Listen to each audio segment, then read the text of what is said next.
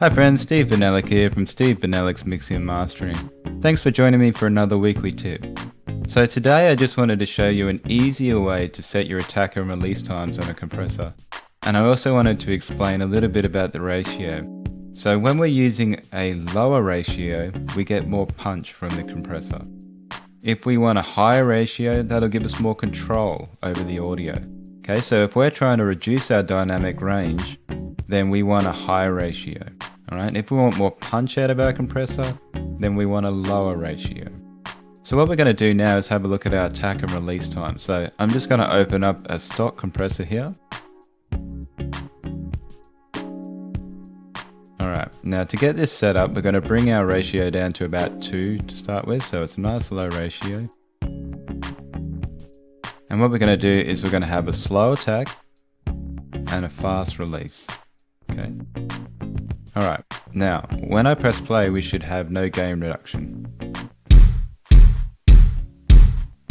Alright, the first thing we're going to do is bring the threshold down until we're getting about -3.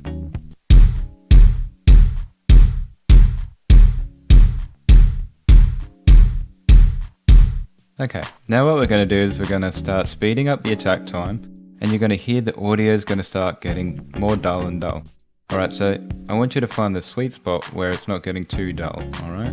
So just before you start to hear it change.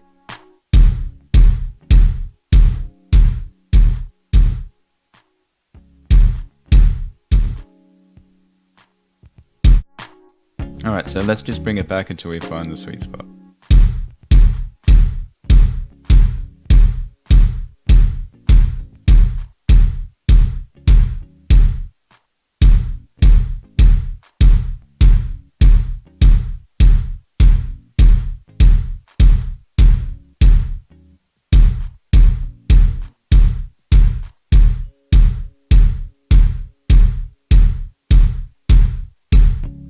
Now, what we're going to do with the release time is we're going to set it so it's pulsing with the music, okay? So if you have it too long, then it won't reset itself in time. So let's have a look at that first.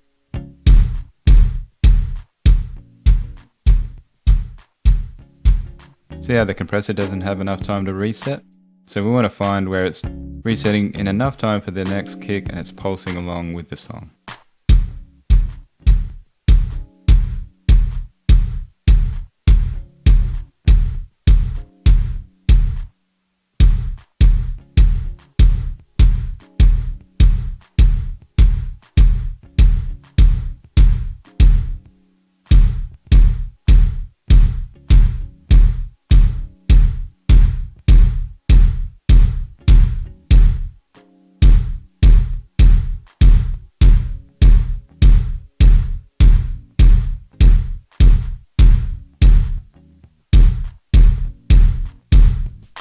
Okay, and that's a great way to make sure that you're not going to over compress. So bring back the attack time just until you start to hear it getting more dull, and you want to go just before that, okay?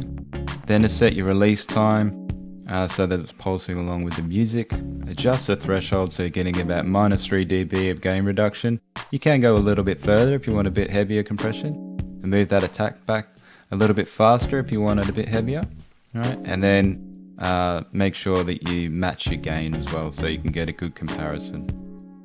Alright, the last thing I want to take a look at is the control, so let's have a look at that. So let's find a section of audio where the kick's a little bit more dynamic. Here we go. Alright, so first of all what we're going to do is we're going to listen to it with a bypass.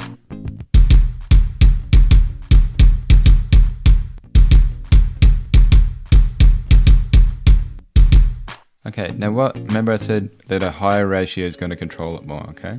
So let's listen with the compressor how we had it.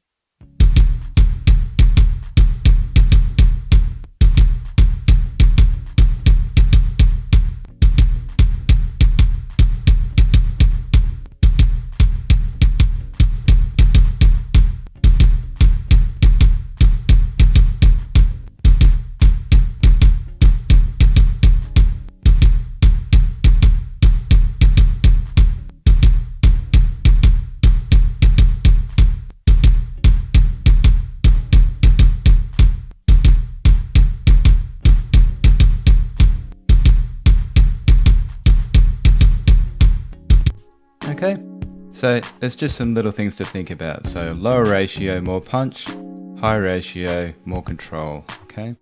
And then just have a muck around with setting your attack and release times that way. Of course, you can get more gain reduction if you choose to. But this is a great way to make sure you don't over compress and that you're getting a nice musical tone from your compressor. Okay, thanks for watching this video, and I'll look forward to catching up with you all next week. If you have any questions, please feel free to contact me at sb.audioproduction@gmail.com. And you can also come and join our mixing and mastering group on Facebook as well. So I look forward to seeing you there. And if there's any tips or that you would like for future videos, please feel free to send me a message and I'd be more than happy to take a look at them. Okay, thanks guys, take care. See you later. Bye.